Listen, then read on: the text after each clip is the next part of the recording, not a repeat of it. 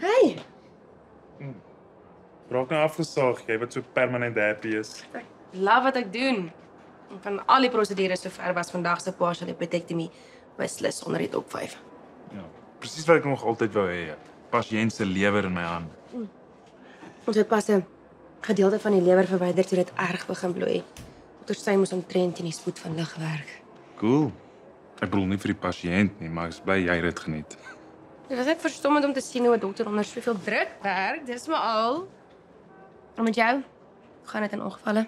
Ja, ons kry nog so 'n bietjie iets van alles. So is daarom nie boring nie. Die swanger vrou wat haar soeibrand vir 'n kramp misgesit, dit was my highlight. Regtig.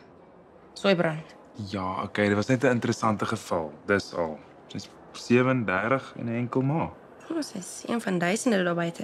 Ja, sure, maar Dina het dit actually so beplan. Ja, sy het besluit sy wil 'n kind hê, wil nie langer wag nie.